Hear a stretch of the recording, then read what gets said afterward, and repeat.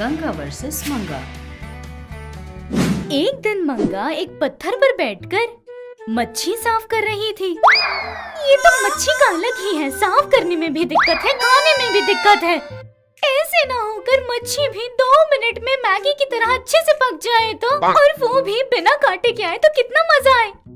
ऐसे सोचकर मच्छी साफ करके हाथ धुलकर घर के अंदर जाती है वो। तभी वहाँ पर सासू माँ गंगा उदास बैठी थी। वो देखकर मंगा, सासू माँ मच्छी तो साफ हो गई है, सिर्फ आपको बनाना है। अब क्या हुआ सासू माँ, ऐसे बैठी है जैसे सांप सूंघ गया हो। क्या बताओ मंगा, सहेली की बेटी की शादी में जाना है, लेकिन घर का सारा सोना तुम्हारे ससुर ने व्यापार के लिए गिरवी रखा। अब गहनों के बिना कैसे जाऊँ, और अगर नहीं गई तो वो उदास हो जाएगी। अरे ये कोई बड़ी समस्या है क्या? मेरे पास एक इमिटेशन ज्वेलरी का सेट है, वो पहन कर जाइए, खत्म। कौन सा टेशन? टेशन नहीं सासू माँ, इमिटेशन मतलब गोल्ड कोटेड नकली सोना, वो पहन कर जाइए। अच्छा जरा एक बार ले आ, देखती हूँ मैं। ऐसे बोलते ही अपने मायके से लाए हुए बैग से इमिटेशन ज्वेलरी निकाल कर आकर सासू माँ को दिखाती है। वो देख कर गंगा, ये तो बहुत अच्छा है, ये तो असली सोना लग रहा है एकदम। हाँ सासू माँ, ऐसा वाला बनवाने में तो 2 लाख लगते हैं, क्या कहती हो? वो बात सुनकर गंगा विचार में पड़ जाती है।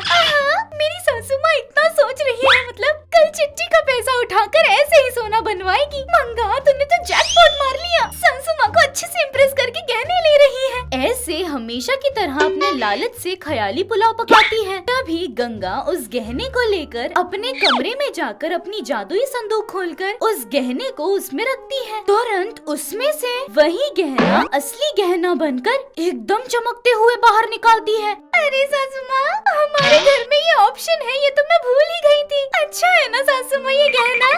थैंक्स सासू माँ, मेरे लिए आपने ये नकली गहने को असली बना दिया। इतना खुश मत हो तो, ये शादी से जाकर आने तक ही, आने के बाद तेरा नकली गहना तुझे दे दूंगी मैं। वो बात सुनकर मंगा बहुत डिसअपॉइंट होती है। आखिरकार सासू माँ को गहना मिलने पर शादी में जाती है। तब मंगा घर में अकेली थी। ऐसे समय पर वो ऐसे सोचती है, मेरी सासू माँ के पास जो वो मैजिकल संदूक है, उससे मुझे भी लाभ उठाना है। मेरी सासू माँ तो मेरे लिए कुछ नहीं करेंगी, लेकिन क्या करूँगी तो अच्छा होगा। ऐसे सोच में पड़ जाती है। तभी उसे एक आइडिया आता है। हाँ ना, हमारे पड़ोस में जो लोग आए हैं उनका गहने का व्यापार है। उस घर की औरत तो हर दिन नया हार पहनती है। हाँ, एक काम करती हूँ, उन गहनों में से कुछ गहने बहुत अच्छे लग रहे हैं, मेरी सासू माँ को एक बार दिखा कर आती हूँ, कहकर उल्लू बनाकर ले आकर जादुई संदूक में रखकर उसमें से सासू माँ की तरह डुप्लीकेट जेरॉक्स अगर निकालूंगी तो हमारा गहना हमारा। प्लान के हिसाब से पड़ोस की औरत से फ्रेंडशिप करके उसके गहने थोड़ी देर के लिए ले आकर उस मैजिकल संदूक में रखकर डुप्लीकेट बनने के बाद उनसे लाए हुए गहने दे देती है। क्या पता उसके गहने देने के 2 दिन बाद ही वो पड़ोस के लोग घर खाली करके दूसरे गांव चले जाते हैं। अभी इतने अच्छे डिजाइन के गहने पहनने वाली एरिया में ही नहीं, इस गांव में भी कोई नहीं है। इतना स्पेशल गहना लग रहा है। ऐसे सुबह से ही वो गहने पहन कर काम कर रही थी। वो एक बार उस पड़ोस के घर में एक पुलिस वाला आकर उस घर पर ताला लगा था, इसलिए पड़ोस की मंगा के पास आता है वो, और पहले से ही मंगा अपने गले में वो गहना पहनकर घूम रही थी। वो देखकर पुलिस, सुनिए, आपके पड़ोसी कहाँ गए हैं आपको पता है? वे लोग तो गांव छोड़कर चले गए ना सर, उनके पति का कहीं ट्रांसफर हो गया है कह रही थी। क्या हुआ सर, पासपोर्ट वेरिफिकेशन के लिए आए हैं? वो औरत तो और अच्छी है सर। हाँ समझ आ रहा है,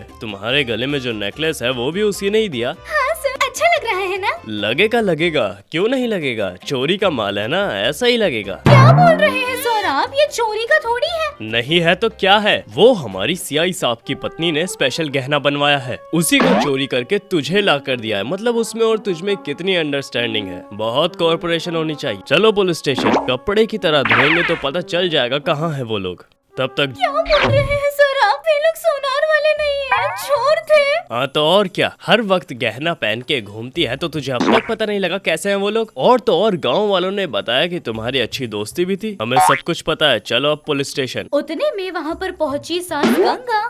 अरे क्या हुआ सर, यहाँ आए? क्या हुआ, इसने क्या किया है तुम्हें पता है? ऐसी सारी बातें सास को बताता है। मतलब मेरी गैर मौजूदगी में इसने मेरा जादुई संदूक खोला, बताती हूँ मैं इसे। ऐसे सोचकर बाहर से, ऐसा किया इस लड़की ने? ले जाइए सर, ले जाइए, ले जाकर जेल में डालिए, तब तक इसे शर्म नहीं आएगी। सासू माँ क्यों ऐसे कह रही है? मुझे माफ करो सासू माँ, प्लीज सासू माँ, बात सुनकर गंगा जो भी हो बहू ही तो है ना, इसलिए सर उसे छोड़ दीजिए, उसे कुछ नहीं पता, वो एक पागल है। ऐसे पुलिस को बगल में ले जाकर गंगा कुछ बातें करती है। वो सुनकर पुलिस देखो ये लास्ट टाइम है, अगली बार ऐसी हरकतें नहीं करना। तुम्हारी सास के कहने पर तुम्हें छोड़ रहा हूँ, ध्यान रखना। ऐसे वार्निंग देकर जाता है। सासू माँ थैंक्स। मंगा हॉल में बैठी हुई थी। छी, जो भी करो सब उल्टा पड़ जाता है। सिर्फ ये मेरे साथ ही हमेशा क्यों होता है? मेरी सारी प्लानिंग कहाँ मिस होती है? इस तरह बैठकर अपने मन ही मन सोच रही थी कि तभी गंगा वहाँ आकर मंगा को देखती है। लगता है ये मंगा बैठे बैठे बड़े बड़े प्लान बना रही है। पता नहीं फिर से क्या करने वाली है ये लड़की। इस तरह मन में सोचकर गंगा मंगा के पास आकर बोलती है, क्या बात है मंगा, अकेले बैठे बैठे अपने मन ही मन कुछ सोच रही है? अगर मैं इन्हें अभी बताऊंगी कि मैं क्या सोच रही हूँ तो ये उल्टा मुझे ही डांटेंगी। कुछ और बता देती हूँ। इस तरह अपने मन में सोचते हुए बोली, अरे कुछ नहीं सासू माँ, रात को खाने में क्या बनाऊं यही सोच रही थी। क्या कहा? तू खाने के बारे में कब से सोचने लगी? इसका मतलब क्या है सासू माँ? हाँ कुछ नहीं। इस तरह सोचते हुए वो उसके बगल में आकर बैठ जाती है। उसके बैठते ही मंगा, ये तो हमेशा मुझ पर शक करती रहती है, हमेशा डरती रहती है कि मैं कब क्या करूं। हाँ। इस तरह मन में सोचकर सासू माँ, मैं जरा अपने दोस्त के घर जाकर आती हूँ। ऐसा बोलकर वो घर से बाहर निकल जाती है। घर से बाहर निकलते ही मंगा का फोन बजने लगता है। हाँ, अब कौन है? इस तरह सोचकर वो फोन लेकर देखती है। वो देखती है कि उसकी दोस्त कविता उसे फोन कर रही थी। फोन उठाकर, हाँ बोल यार। हेलो मंगा, तू मंगा ही है ना? हाँ बोल। हेलो, तू मंगा ही बोल रही है ना? हाँ बोल। हेलो, मंगा ही बोल रही हो ना? इस तरह एक ही सवाल बार बार पूछने पर मंगा को बहुत गुस्सा आता है। अरे मैंने कितनी बार तुझसे कहा है कि मैं मंगा ही बोल रही हूँ। इस तरह वो बड़े गुस्से से बोलती है। हाँ, अब आई ना तू रास्ते पे। मंगा तो हमेशा इसी तरह बात करती है। जब तूने फोन डल होकर उठाया था तो मुझे लगा कोई और है। वैसे भी एक बेट में हार गई तो क्या सब कुछ गया? हार ही जीत का रास्ता दिखाती है।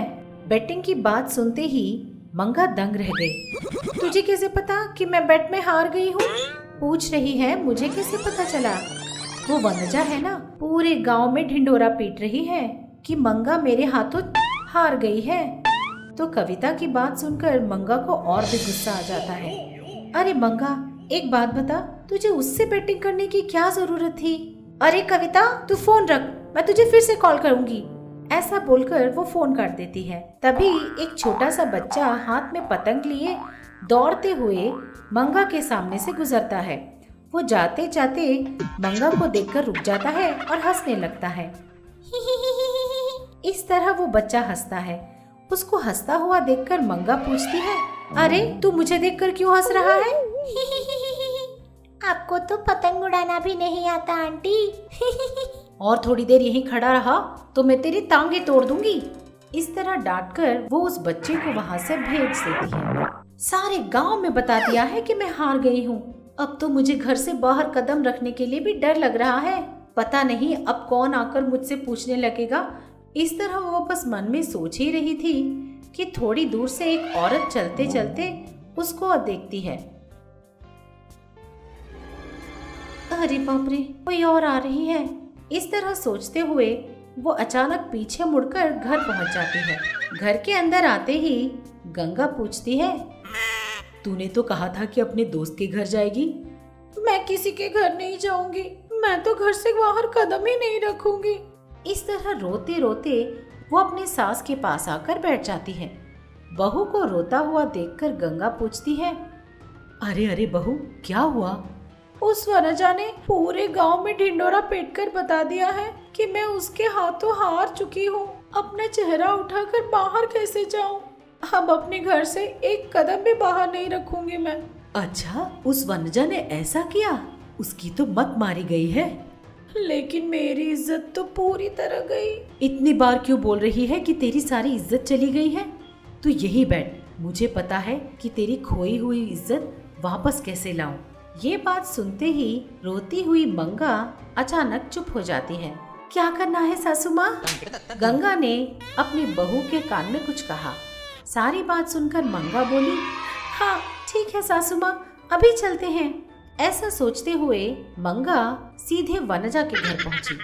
हॉल में बैठी हुई वनजा मंगा को देखकर बोली, अरे मंगा, मेरे घर कैसे आना हुआ? ओह अच्छा, तू मुझसे माफी मांगने के लिए आई है ना? तो कुछ ज्यादा ही इमेजिन कर रही है। मैं कोई माफी नहीं मांगने आई हूँ। उस दिन तो उस पक्षी के आ जाने की वजह से मेरी रस्सी कट गई थी, वरना मुझे हराना तो तेरे बस की बात है ही नहीं। कोई मूवी देखकर आई है क्या? डायलॉग पे डायलॉग मारे जा रही है। तू देखती होगी मूवीज, मुझे देखने की कोई जरूरत नहीं। उस दिन तेरा नसीब अच्छा था इसलिए जीत गई। अच्छा तो चल फिर से कंपटीशन करते हैं, वही बताने के लिए आई हूँ मैं। इसी गांव के सामने हम दोनों मिलकर फिर से कंपटीशन करते हैं, क्या बोलती है? डेट तू बताएगी या मैं बताऊं? टाइम तू बताएगी या मैं बताऊं? कहाँ, कैसे, कब बताएगी या मैं बताऊं? अब तो तू मार रही है सिनेमा के डायलॉग। आज शाम को ही कंपटीशन लगा लेते हैं, सारे गांव को बुलाते हैं। ठीक है तो फिर तैयार रहना। इस तरह बोलकर मंगा वहाँ से चली जाती है। वनजा और मंगा शाम को पतंग उड़ाने की कंपटीशन रखते हैं। उसे देखने के लिए सारे गांव वाले पहुँचते हैं।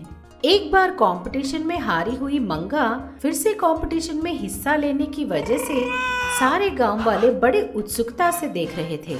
सब लोग एक बहुत बड़े मैदान में पहुंचते हैं। लोगों के तालियों के बीच वनजा और मंगा पतंगों की कंपटीशन शुरू करते हैं। दोनों की पतंगें बड़ी तेजी से हवा में उड़ रही थी और बहुत ऊंची उड़ रही थी। लेकिन देखते ही देखते वनजा का पतंग धीरे धीरे नीचे आने लगता है और मंगा का पतंग और भी ऊंचा उड़ने लगता है। ये देखकर सारे गांव वाले मंगा मंगा कहकर जोर जोर से चिल्लाने लगते हैं। इस तरह आखिरकार मंगा ही कंपटीशन जीत जाती है। हार जाने की वजह से वनजा अपना सर नीचे रखकर खड़ी थी। वनजा के पास आकर मंगा बोली, कंपटीशन में हार जीत तो होती ही रहती है। एक बार कंपटीशन में जीत जाने की वजह से अपने आप को बड़ा और हारने वालों को छोटा बनाकर नहीं बोला जाता। आज अगर तू जीती है तो कल कोई और जीत जाएगा, क्योंकि हार जीत किसी की पर्सनल प्रॉपर्टी नहीं होती। हमेशा मेरी बातों को याद रखना। मंगा की बातें सुनकर वनजा बोली, मुझे माफ कर दे, मेरी जीत मेरे सर चढ़कर बोल रहा था, अब मुझे अकल आ गई है। इस तरह बोलते हुए वो वहाँ से चली गई। उसके जाते ही गंगा आकर बोली,